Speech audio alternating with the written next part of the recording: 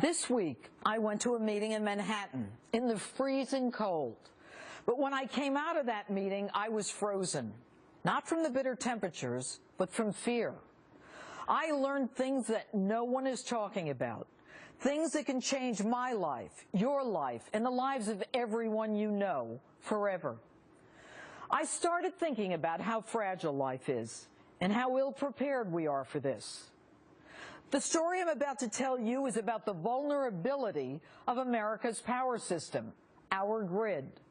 And it's also about a series of forces and individuals who, instead of doing the right thing for you and me, are interfering with the ability to protect our way of life.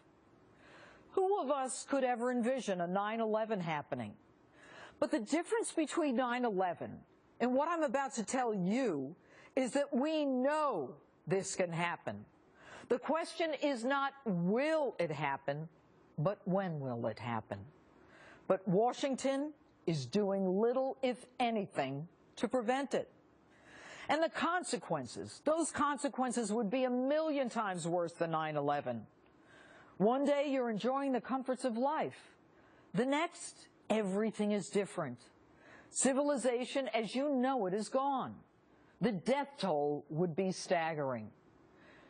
Even a blue-ribbon congressional commission predicted a major catastrophe with mass American fatalities. And government studies prove an electromagnetic pulse would destroy all electronics and the transformer power everything, anything, with an on-off switch. Your hot water heater, your refrigerator, your dialysis machine.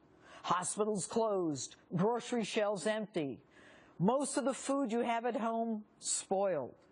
And forget about your bank accounts. What you have in your pocket is all you can access. The disaster that I'm talking about can be unleashed naturally by an intense solar flare or deliberately by an enemy detonating a nuclear weapon in the Earth's atmosphere.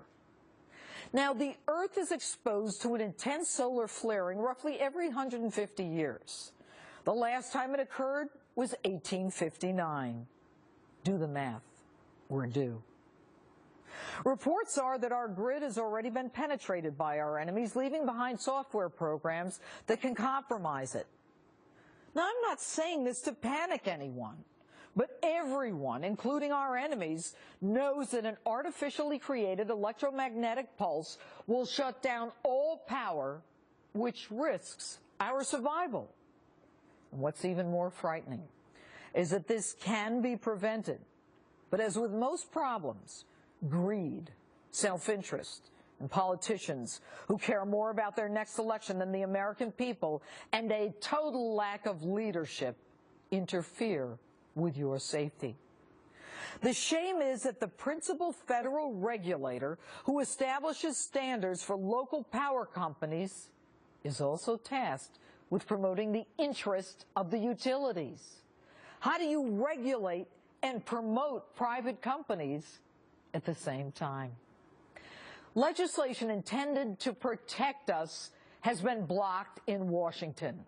The fight, of course, about private companies, they control 85% of the grid, think the Department of Defense should pay to improve the infrastructure, and vice versa. There is one bill, though, that can help us prevent this catastrophe and remedy our vulnerability. And make no mistake, this can be remedied. And one person holds the keys to the kingdom. Congressman Fred Upton from Michigan is the chair of the House Energy Committee, where these kinds of laws are funneled. Bills that can protect us are bottled up in his committee. They shouldn't be. This is not a partisan issue. This should be recognized as one of the most important bills pending in Washington today. Curiously, though, almost 60% of Congressman Upton's campaign contributions are from electric utilities and lobbyists and oil and gas investors. In the interest of fairness, we've invited Congressman Upton to appear on the show for the last 4 weekends. He's declined, and his office didn't answer our request for a statement. So with me now is Arizona Congressman Trent Franks, who served as chairman of the Congressional Electromagnetic Pulse Caucus. Congressman, what is Congress doing about the grid? Well, first of all, thank you so much for allowing me to be on your program. And Judge, I will just have to say to you that some of us are working very hard to try to address this issue. It's important to realize that EMP is not something that is some sort of a new discovery. This is something that some even would call a Cold War relic, since the Soviets had a major EMP weapon many, many years ago. The military has clear consensus on this. We've spent hundreds and hundreds of millions, perhaps by now in the billions of dollars, hardening our missile defense capability, our nuclear triad, many of our defense critical assets from this danger of electromagnetic pulse. The consent.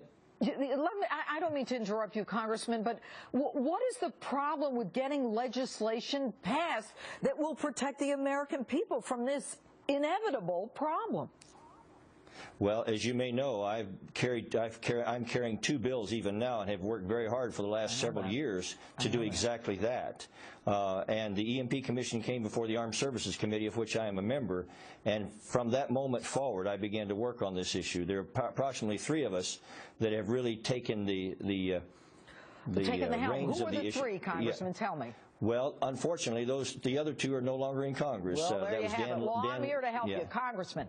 This is a statement that the Department of Defense responded to Fox News when we asked about the dangers of an EMP. What the Department of Defense said was the department is unaware of any increase in the threat of a deliberate destructive use of an EMP device. Further, any reporting to the contrary by those without access to current threat assessments is reckless and irresponsible. Congressman, we know the grid's unprotected. Why aren't they doing something? Well, keep in mind, if you listen to that statement carefully, they're talking about any increase, and I wouldn't really take any issue with that statement at all. The Department of Defense has been, I think, very forthright as best they could. The challenge here is that they've hardened their critical assets, but they are dependent upon the civilian grid for approximately 99% of their electricity needs here in this country. And so they are, in a sense, dependent on the civilian grid for their ability to affect their mission here in the continental United States. But Congressman, doesn't that make it even more frightening that the military is dependent on this same grid? Well, it frightens me greatly. The military is hardened where we on the civilian side are not. And what the SHIELD Act attempts to address, and the SIPA, which we call the Critical Infrastructure Protection Act, has now been assigned to the Homeland Security Committee, and I've been assured that that's going to get a hearing, and I have great hope and belief that it's going to pass. All right, so Congressman, you talk about a SHIELD Act. That was passed, and then... no, the SHIELD Act was not passed. It was not passed. I mean, it came was not passed. But didn't the House pass it? Yeah, you're talking about the GRID Act. I know there's a lot of nomenclature here. The GRID Act was passed unanimously out of the House. It went to the Senate, and the Senate, it had 2 elements to it, one being the EMP protection. It also had cybersecurity protection, and of course, with 100 senators, they have different strategies on how to deal with cybersecurity, and that's what stopped the bill, and it was unfortunate, to say the very least. Well, unfortunate. I was a co-sponsor of that bill. All right. Congressman, what can people do to get their legislators involved in this? Well, from my perspective, if they could call their own members of Congress and ask them to support both the SHIELD Act and SIPA, the Critical Infrastructure Protection Act, that would help me greatly. I think that just by word of encouragement to Judge, I just came from London. I chair the World Summit on Electric Infrastructure Security, and a lot of the participants of that summit met with Lloyd's of London, in London, no less, and it encourages me because I think the insurance companies are understanding the danger here, and I think they're going to supply both the economic incentive and disincentive if necessary to get people to look at it as they should. Congressman Franks, we're going to have you on again. We're going to follow this one. Thank you very much for being with us tonight. Thank you. All right, good. And coming up, when